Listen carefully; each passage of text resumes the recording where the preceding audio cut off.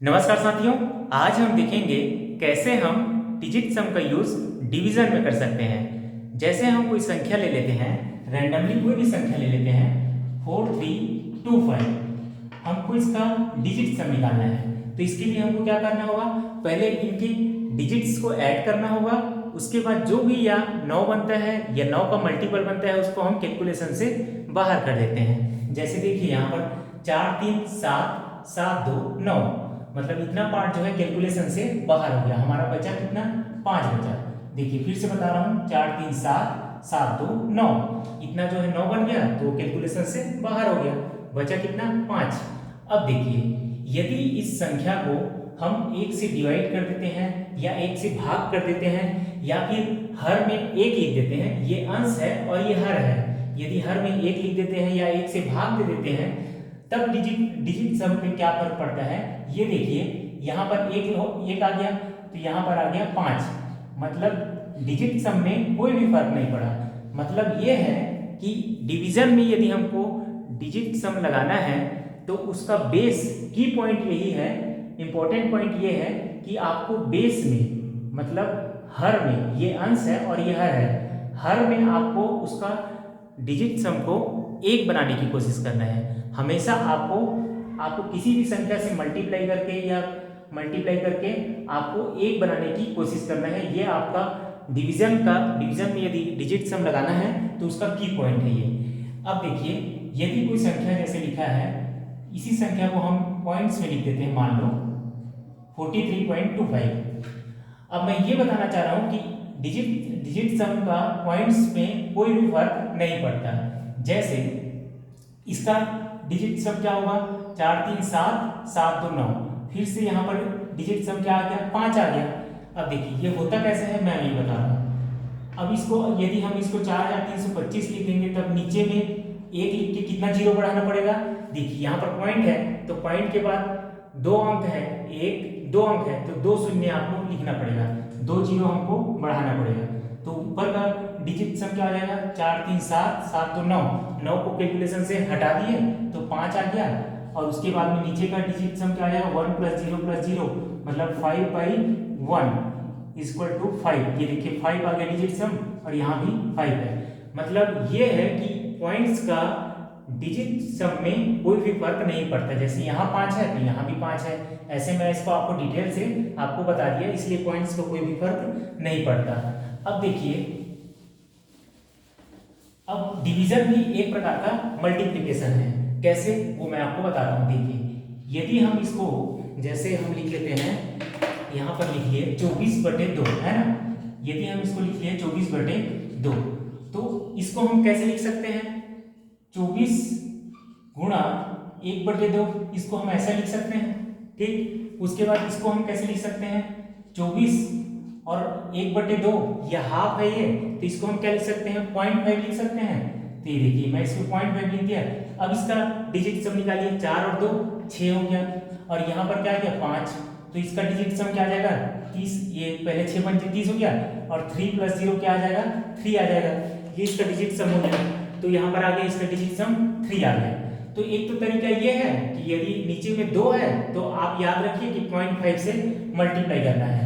लेकिन अब दूसरा तरीका क्या है, दूसरा तरीका ये है, जैसे मैं आपको पहले बता चुका हूं कि आपको बेस में, आपको हर में 1 बनाने की कोशिश करना है, उसका डिजिट सम 1 बनाने की कोशिश करना है। जैसे ये 2 है तो हम नीचे में और क्या चीज का मल्टीप्लाई करें कि 1 बन जाएगा। तो देखिए हम इसमें ऊपर नीचे 5 का मल्टीप्लाई करते हैं। देखिए 5 का मैं ऊपर नीचे मल्टीप्लाई किया तो नीचे क्या बन गया, देखिए यहाँ पर 5 दूनी 10 और नीचे का डिजिट सम क्या बन जाएगा, 1 + 0, यानी नीचे क्या बन गया 1, जो कि हम बनाने की कोशिश कर रहे थे, 1 बनाने की कोशिश कर रहे थे। और ऊपर क्या आ जाएगा, देखिए 4 और 2 6 आ गया और 6 गुणा 5 तो 6 पंचे 30 हो गया यहाँ पर। और ऊपर 3 और 0 को हमको ऐड करना है डिजिट्स को, तो यहाँ पर आ जाएगा 3। ये देखिए यहाँ पर भी 3 है और यहाँ पर भी 3 है। मतलब मेरे बताने का मतलब ये है कि आपको नीचे में किसी भी तरीके से 1 बनाने की कोशिश करना है यदि डिवीजन में डिजिट सम का यूज करना है तो। अब देखिए और मैं आपको एग्जांपल लेकर बताता हूं। जैसे मान लो कोई संख्या है, x/7 फॉर्म में लिखा है, तो हमको इसको ऊपर नीचे किससे मल्टीप्लाई करना पड़ेगा, ऊपर नीचे हमको 4 से मल्टीप्लाई करना पड़ेगा। देखिए यहाँ पर 4 से मल्टीप्लाई किए तो नीचे में क्या बन जाएगा, ऊपर कुछ भी बने, नीचे में क्या बनेगा 7 चौक 28, तो यहाँ पर क्या हो गया 8 और 2 10, 8 और 2 10 हो गया। देखिए नीचे में 10 बन गया और 1 + 0 क्या बन जाएगा 1 बन जाएगा। देखिए यहाँ पर हमारा 1 बन गया। तो आपको ये याद रखना है कि 7 है तो ऊपर नीचे 4 को मल्टीप्लाई करना है। ये आपको पेपर में ध्यान रखना है कि किससे मल्टीप्लाई करेंगे, तो यहाँ पर नीचे 1 बन जाएगा डिजिट सम जो है। अब देखिए जैसे कोई संख्या है, मैं आपको फिर से वही बताता हूँ। 44 को जैसे मान लो आपको 4 से डिवाइड करना है, तो ये आपका जाएगा 11 और ये आपका डिजिट सम क्या आ जाएगा 2 आ गया। मतलब इसका यदि हमको डिजिट सम निकालना है तो 2 आना चाहिए। तो देखिए या तो आप इसको ऐसे कर लीजिए 44 गुणा 1/4, तो ये हो जाएगा 44 गुणा 1/4 मतलब क्या होता है 0.25। यहाँ पर देखिए 0.25 होता है, तो इसका डिजिट सम क्या आ जाएगा 4 और 4 8 और 4 और 4, ये देखिए 4 और 4 को हमको ऐड करना है डिजिट सम, और उसके बाद 7 और 5 को 2 और 5 को ऐड करना है, तो ये हो जाएगा 7 और ये 7 8 56 और 6 5 क्या आ जाएगा 11 और फिर से 1 और 1 को ऐड करना है, तो 1 और 1 आ जाएगा ये 2। ये देखिए यहाँ पर भी 2, यहाँ पर भी 2। या तो आप ऐसे याद रख लीजिए कि 1/4 है तो 0.25 है, लेकिन ये आपको ज़्यादा कठिन होगा याद रखने में। उससे अच्छा आप क्या करेंगे 44/4 है तो नीचे में आप देखेंगे कौन सा ऐसा संख्या है जिससे आप मल्टीप्लाई करेंगे तो नीचे आपका 1 बन सकता है। तो आप ऐसा अंक है 7 से यदि मल्टीप्लाई कर देते हैं, ऊपर नीचे दोनों जगह वो मल्टीप्लाई करना है, ऊपर भी नीचे भी। यदि 7 से मल्टीप्लाई कर देते हैं तो नीचे आपका देखिए क्या बन जाएगा 7 चौक 28 बन जाएगा, 8 और 2 10 बन जाएगा। मतलब जहां पर 10 बने 100 बने 1000 बने तो आपके बाद उसको नीचे को आपको देखने की जरूरत नहीं है। यहाँ इसका डिजिट सम हमेशा 9 बन जाएगा। देखिए 1 + 0 यहाँ पर बन गया। अब इसका ऊपर का निकालिए 4 4 8 और गुणा 7 और 8 7 56।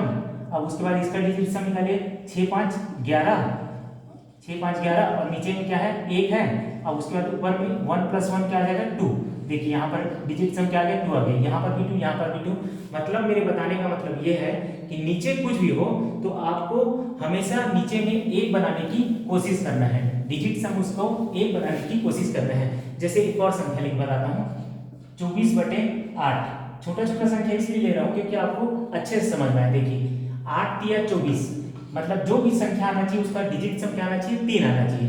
तो देखिए ये छोटा संख्या मैं इसको ऐसे ही आपको सॉल्व करके दिखा रहा हूँ 24/8। अब आपको नीचे ऐसा कौन से संख्या कौन से अंक से गुणा किया जाए कि नीचे 1 बन जाए डिजिट सम। तो देखिए आप नीचे 8 से गुणा कर सकते हैं, नीचे 8 से गुणा किए तो ऊपर से भी 8 से गुणा करना पड़ेगा।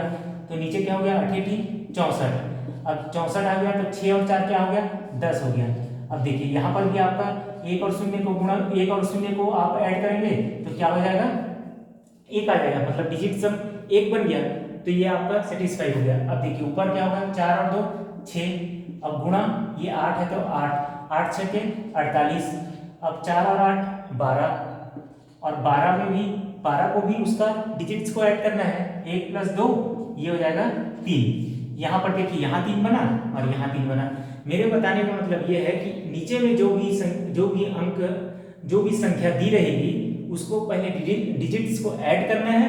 उसके बाद यदि वो संख्या 1 नहीं बना है तो उसको किसी भी अंक से गुणा करके, जैसे यहाँ 8 से ऊपर नीचे मल्टीप्लाई किए हैं, उसके बाद अगर 1 बन जाता है उसके बाद उस नीचे को भूल जाना है, आपको ऊपर वाले पर ही काम करना है जैसे यहाँ पर हम किए हैं। अब देखिए यहाँ पर मैं एक फॉर्म लिखता हूँ, जनरल फॉर्म लिखा हूँ। देखिए यहाँ पर x/1 है, हमको इसी फॉर्म में लेके आना है किसी भी डिवीजन वाले फॉर्म अगर है तो। देखिए यहाँ जैसे अगर x/2 है, अगर किसी भी संख्या को हमको जैसे मान लो लिखा है x/11 लिखा है, यदि हम सॉल्व किए तो इसका डिजिट सम क्या आ जाएगा 1 + 1 2 आ गया। अब यहाँ पर x/2 फॉर्म में आ गया तो हमको नीचे क्या बनाना है 1 बनाना है। तो हमको ऊपर नीचे किसका मल्टीप्लाई करना पड़ेगा, देखिए 5 का मल्टीप्लाई किए हैं, 5 5 का मल्टीप्लाई किए हैं, तो फिर नीचे के यहाँ पर क्या बन जाएगा, नीचे में बन जाएगा 10 बन जाएगा। फिर से आप डिजिट्स को ऐड करिए तो 1 + 0 क्या आ जाएगा 1 आ जाएगा। तो यहाँ पर याद रखना है x/2 फॉर्म में हो तो ऊपर नीचे 5 5 का मल्टीप्लाई करेंगे, और x/4 में हो तो ऊपर नीचे 7 7 का मल्टीप्लाई करेंगे, और x/5 हो तो ऊपर नीचे 2 2 का मल्टीप्लाई करेंगे। देखिए यहाँ पर आ जाएगा, नीचे में देखिए हर में क्या आ जाएगा, 7 चौक 28 आ जाएगा, और 8 और 2 यहाँ पर 10 आ जाएगा, और यहाँ पर क्या आ जाएगा, 5 दूनी 10 आ जाएगा, और यहाँ पर डिजिट सम 1 हो जाएगा। और यहाँ पर देखिए, यहाँ पर 7 चौक 28, और यहाँ पर भी 8 और 2 को जोड़ेंगे तो यहाँ पर भी नीचे क्या आ जाएगा, 10 आ जाएगा, और यहाँ पर भी 88 64, तो नीचे में 64 आ जाएगा, तो 6 और 4 क्या हो जाएगा, 10 हो जाएगा। अब देखिए आपको एक बात ध्यान रखना है कि यहाँ पर देखिए, यदि नीचे में यदि 3 आता है, यदि हर में 3 आता है और हर में 6 आता है या फिर हर में 9 आता है, तो इसके लिए आपको ऐसा कोई भी संख्या या कोई भी अंक नहीं है जिसको आप इस 3, 6 या 9 से मल्टीप्लाई करके आप उसको 1 बना सके, ऐसा कोई भी अंक नहीं है। इसलिए आपको सबसे पहले क्या करना पड़ेगा, यदि 3, 6 और 9 आता है हर में तो पहले आपको क्या करना पड़ेगा, इस 3 को पहले इस x को पहले 3 से भाग देना पड़ेगा, उसके बाद आपको डिजिट सम को अप्लाई करना पड़ेगा। वैसे ठीक x को 6 से भाग देना पड़ेगा, ये x जो भी रहेगा, ऊपर में जो भी संख्या रहेगी उसको 6 से पहले डिवाइड करना है, उसके बाद डिजिट सम लगाना है। वैसे यहाँ पर x को 9 से डिवाइड करना है, उसके बाद डिजिट सम लगाना है। वैसे ठीक यहीं पर यदि x के स्थान पर कोई भी संख्या हो सकती है, उसको पहले 3 से डिवाइड करना है, उसके बाद डिजिट सम लगाना है। अब देखिए, सबसे पहली बात मैं आपको ये बताना देना चाहता हूं कि डिजिट सम जो है डिवीजन में मैक्सिमम टाइम फेल हो जाता है, क्योंकि यदि आप कोई संख्या जो है कंप्लीट डिविजिबल नहीं हो पाता तो वहां डिजिट सम नहीं लगता, पहली बात। और दूसरी बात, अप्रोक्सीमेट वैल्यू या लगभग वैल्यू आती है, वहां डिजिट सम फेल हो जाता है। जैसे देखिए यहाँ पर मैं आपको बताने की कोशिश करता हूँ, जैसे अगर हम इसको लेते हैं 15/7, अब जैसे ये 15/7 है, मैं आपको क्या कॉन्सेप्ट बताया था, नीचे आपको 1 बनाने की कोशिश करना है। तो ये 7 है तो ऊपर नीचे किसका मल्टीप्लाई करेंगे, देखिए यहाँ पर 7 है तो 4 का मल्टीप्लाई करेंगे, ऊपर नीचे ये देखिए ऊपर नीचे 4 का मल्टीप्लाई किए तो ये कितना हो गया, 5 और 1 6 हो गया, और ये ऊपर में आ जाएगा 4, और ये नीचे क्या आ जाएगा, यहाँ पर 4 से ऊपर नीचे मल्टीप्लाई किए हैं 28 हो गया, और ये 8 और 2 10 बन गया, और ये 1 + 0 क्या बन गया, 1 बन गया। तो ऊपर क्या हो गया, ऊपर 6 चौक 24 हो गया, देखिए ऊपर आ गया 6 चौक 24, यहाँ पर आ गया 6 चौक 24, और ये हो गया 4 और 2 6। मतलब ये है कि ये जो संख्या आई, ये जो है डिवीजन लिखा हुआ है यहाँ, उसका डिजिट सम क्या आना चाहिए, 6 आना चाहिए। देखिए उसका डिजिट सम क्या आना चाहिए, 6 आना चाहिए। लेकिन आप देखते हैं यदि आप 15 को 7 से डिवाइड करेंगे तो यहाँ पर क्या आ जाएगा, आता है 2 दशमलव, यहाँ पर 1 आ जाएगा, 4 आ जाएगा, और ये आगे आपका चलता ही जाएगा, फिर 2 आ जाएगा आगे, और ये चलता ही जाएगा। तो आप ये बताइए, क्या ये जो लिखा हुआ है डिवीजन एक लिखा हुआ है, उसका क्या डिजिट सम 6 आ रहा है, नहीं आ रहा है, इसका डिजिट सम 6 नहीं आएगा, ये यहाँ चलते हुए चले जाएगा। तो यही मैं आपको बताना चाह रहा हूँ कि डिवीजन में डिजिट सम फेल हो जाता है। आपको बहुत ही कम, जहाँ पर एग्जैक्ट वैल्यू आ रहा है, जहाँ लगभग वैल्यू नहीं आ रही है, वहां पर ही ये डिजिट सम काम करेगा। जैसे इस टाइप का अगर कोई वैल्यू लिखा है 10/3, तो इसका आंसर क्या होता है, 3.33333, ये चलते ही जाता है। तो यहाँ पर डिजिट सम जो है यहाँ पर काम नहीं करेगा, यहाँ पर फेल हो जाएगा। वैसे ठीक एक और बताता हूँ आपको, जैसे 23/11 लिखा है, 11 लिखा है, ये इससे कंप्लीट डिविजिबल नहीं होता, हमको पता है, लेकिन हम इसमें डिजिट सम लगाने की कोशिश करते हैं। देखिए 3 और 2 को हम ऐड किए तो क्या हो जाएगा, 5, और 1 और 1 को ऐड किए तो 2 हो जाएगा। अब उसके बाद अब नीचे 2 है तो हमको किससे मल्टीप्लाई करना है, देखिए ऊपर नीचे 5 से मल्टीप्लाई करना है। तो यहाँ पर देखिए 5 से हम मल्टीप्लाई कर दिए ऊपर नीचे, तो यहाँ पर बन जाएगा 5 × 5 = 25, और यहाँ बन गया 5 दूनी 10।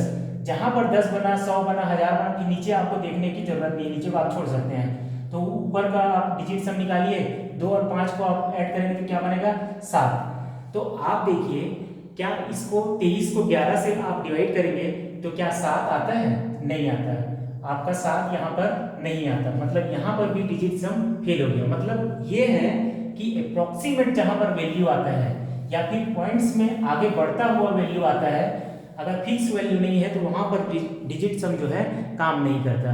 तो आज के क्लास में सिर्फ इतना ही, इसका नेक्स्ट पार्ट हम नेक्स्ट वीडियो में देखेंगे।